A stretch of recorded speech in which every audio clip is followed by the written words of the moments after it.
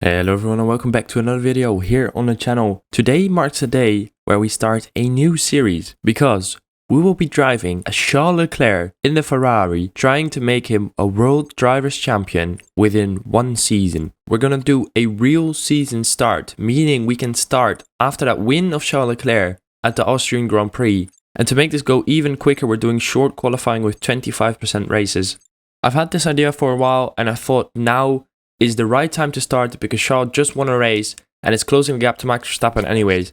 So we're going to create a driver that looks just like Charles and we're going to replace Charles with our own driver. We take over Charles's points, we take over the place in the standings, we take over the R&D management Ferrari has already put into the car, and then we can just head straight to France as competitive as Ferrari are now, and we can just try and close the gap to Max Verstappen.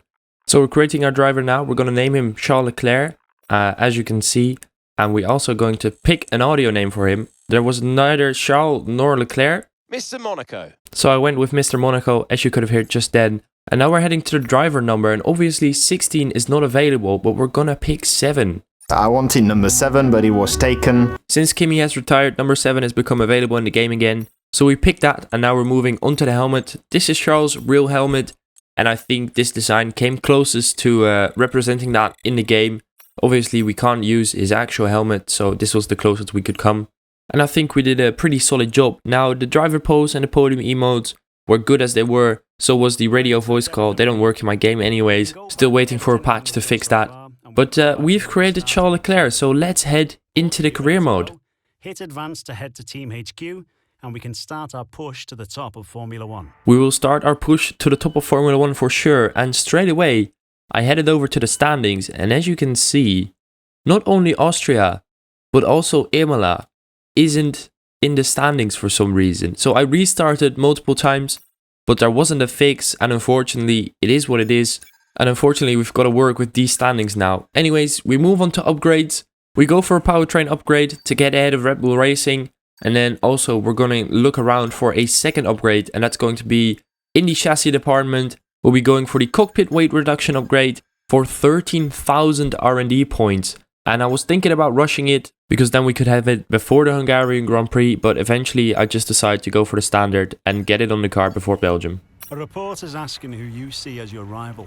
Now we get asked who our rival is. And this is obviously a no-brainer. It has got to be Max Verstappen. We'll be fighting him for the World Drivers' Championship. So that was the most obvious choice of all. And now we've just got to do one more thing before we head into the race weekend. I was looking at the engine components and I saw that some of them were very, very worn. Obviously, we're already 11 races in, remember that. So it makes sense that one component is already absolutely destroyed. And we have to use the second of the season because they both could go 11 races. So it makes perfect sense. And now we are at the workstation getting ready for practice. And we're going to do this very fast and very quick. Of course, I want to score all the resource points, but I'm not going to show it to all of you. I'm just going to show you, as you can see, the graphs here. And I won't bother you with actually showing the practice programs because I'm already doing that in my Williams driver career mode. So we're just going to skip through practice. I'll show you this bit where I get all the resource points, nearly 16 or over 1600, I should say. And now we can head straight into qualifying.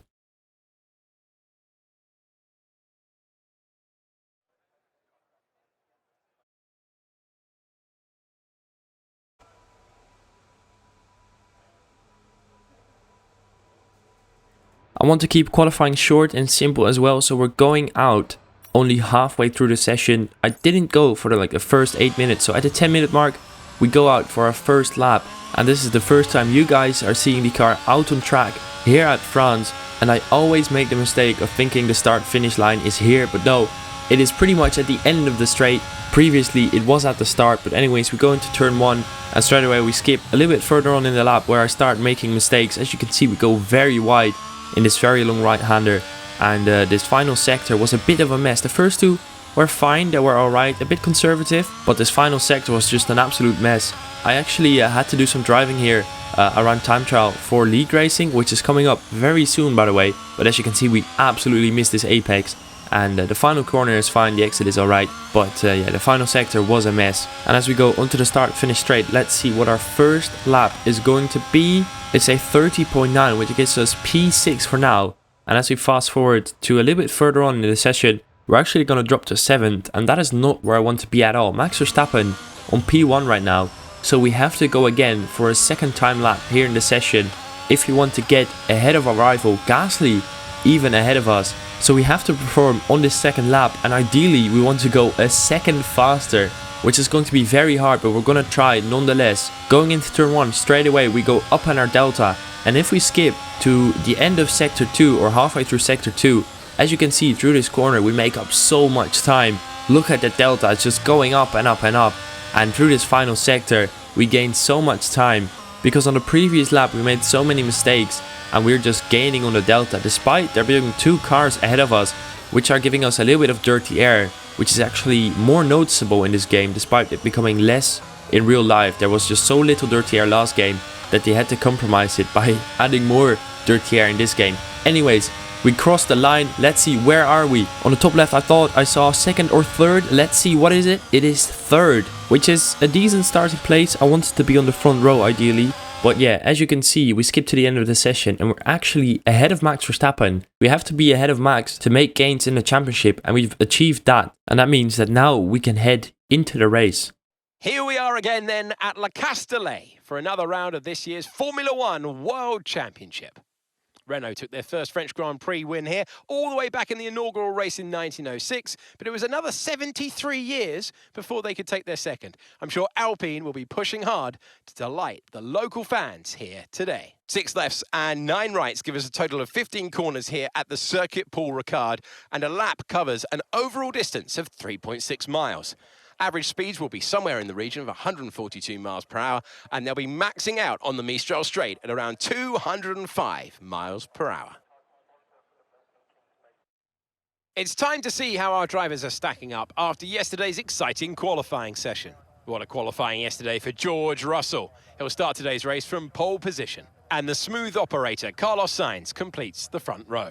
Looking down the rest of the grid, we have Mr. Monaco, Verstappen, Sir Lewis Hamilton and Perez, Fernando Alonso, Ocon, Bottas and Pierre Gasly, Norris, Vettel, Yuki Tsunoda and Albon, Stroll, Magnussen, Daniel Ricciardo and Guan Yu Zhou, Mick Schumacher and Nicholas Latifi.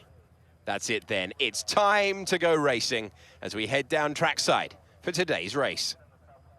So then, 25% race, it's going to be a default soft to medium strategy, at least for me. And now we are lining up onto the grid as we nearly ran into the back of Carlos Sainz. But as you can see, we landed up to the grid pretty good. And now we get ready for the 1, 2, 3, 4, 5 red lights for the first time driving as Charles Leclerc. It is lights out and away we go. It was a pretty long hold, but look at the start. We go past Sainz, we go past Russell, and we lead going into turn 1. We still have Russell on the inside, and as you can see, he tries to go up the inside, but we hang it around the outside, and we lead going into the first 2 corners, and what a start that was. But Russell is going to counter-attack straight away into turn 3. He goes up the inside, and there's nothing I could do. Look at the straight line speed of him. That was unbelievable. We tried to do the up and under, but there's going to be no way. We're going to hang it around the outside. We're going to try though anyways, but as you can see, George just has the better line, and we have a little twitch of the steering wheel, and he gets ahead onto the big straight. And the AI got such a good exit here. We're straight away under pressure from Carlos Sainz, and look at that, Max Verstappen as well closing in. And surely we aren't going to drop all the way down to 4th place, are we? It looked like we will, but no, Carlos Sainz go defensive into the chicane, and we go round the outside of both of them. And not only us, but also Lewis Hamilton went round the outside, and we're now back up into 2nd place with Lewis Hamilton behind us in 3rd. And what an opening lap that was. We went from 1st to nearly 4th, and now back into 2nd. And now we skip onto lap 3, which means DRS is going to be enabled, and we are trying to keep within a 1 second gap of George Russell to keep the DRS. But we have a little moment out of turn 2, and it looks like we've lost the DRS to George Russell, and instead Lewis Hamilton is only a few tenths back and is looking to overtake us onto that big straight. So let's see, going through this right-hander that leads onto another very long right-hander into a short left onto the straight. Look at this, we just have no grip, no acceleration, and instead Hamilton behind has had an amazing exit and he's breezing past with the DRS, with ERS most likely. And look at this, we just can't fight back, and we've dropped back to 3rd place before we even head into the chicane. And the AI are just so fast out of that corner, I can't do anything. So onto lap 4 now. We've nearly lost DRS to Hamilton, and Carlos Sainz is so close behind that through this corner once again we try to plant the power as soon as we can. But look at our teammate behind, he's just so much faster. Look how fast he's going. We try to go defensive, but there's just no defending from that. He gets past well before the chicane comes up, and we're now down to 4th place, and that just went so fast. But anyways, on to lap 5 now. Our pit stop window has opened, so we're going to pit on this lap, and we're going to strap on a new set of medium tires and see how they will perform. So into the pits we go, together with Lewis Hamilton, Sergio Perez, Alonso as well, and we need to time this pit stop perfectly. So let's see. Yeah, optimal turn in, and it's a very short pit stop hopefully by the boys. The tires go on, and we just aren't allowed to get out of the pits. Everyone is getting past, but we weren't allowed to get out of the pits. And what is this? Now we're ghosting through an Alpha Tower. We've lost so much time. Look at that, Sergio Perez well ahead of us, and I couldn't believe this. We've lost about 3, 4, maybe even 5 seconds because Perez was a long way behind us, and now he is pretty far ahead. And as we go out of the pits, just look at that. It is unbelievable. The gap is about 3 seconds. He was 1 to 1.5 seconds behind, so yeah, 5 seconds lost. That is unbelievable. And if we now move on to the next lap, that means our teammates and all these second drivers of all the teams are boxing this lap.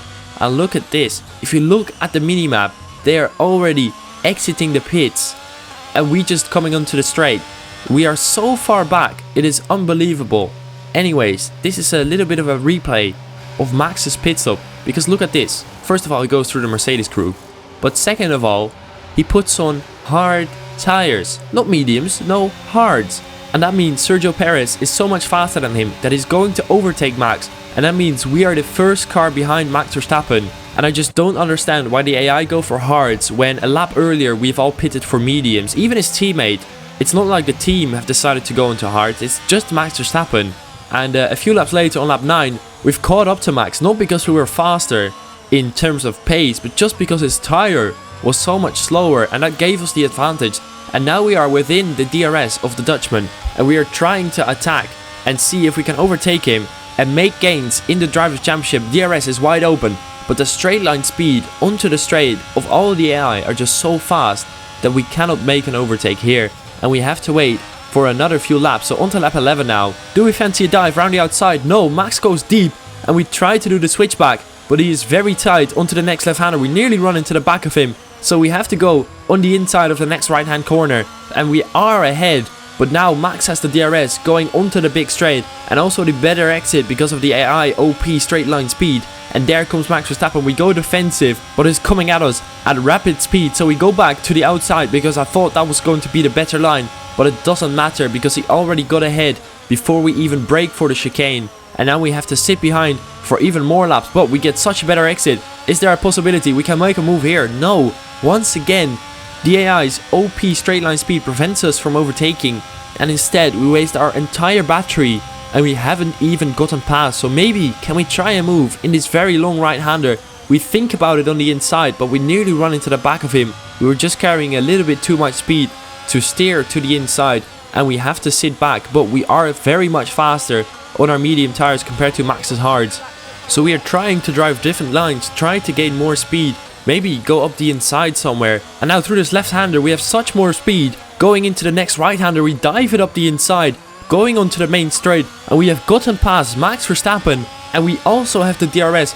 And now I'm going to waste all the ERS that I have remaining, all the 12% that is left in my battery to get that 1 second gap. And now on the last lap, we don't go on board with Charles Leclerc. No, we go on board with Lewis Hamilton because Carlos Sainz and George Russell are fighting for the lead. And because Carlos Sainz took such a tight line, it is going to be Lewis Hamilton that's going side by side as we go on board with Sergio Perez to look at this awesome battle the AI are having.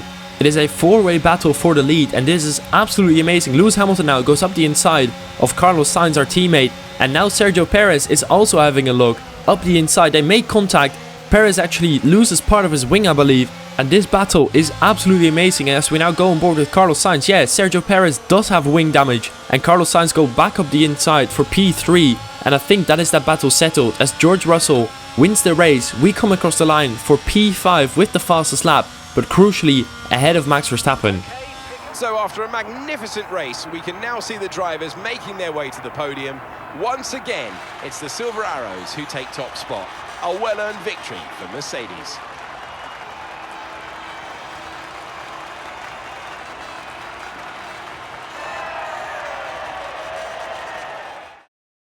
Well then guys, that was it for the first episode of the Charles Leclerc career mode. I really hope you guys enjoyed this video. Make sure to let me know in the comments what you think of the idea, what you think of the series. I am very curious to hear what you guys think. I'm going to try to finish this series before we start league racing, which will be in 3 or 4 weeks time we start league racing. So I really hope you guys enjoy the series. It is not going to replace the driver career mode. I'm just going to do both at the moment, and then I will replace this series with the league racing. But anyways guys, I really hope you enjoyed this episode of this new series. If so, make sure to leave a like, drop a comment, and subscribe to the channel for more F1 22 content.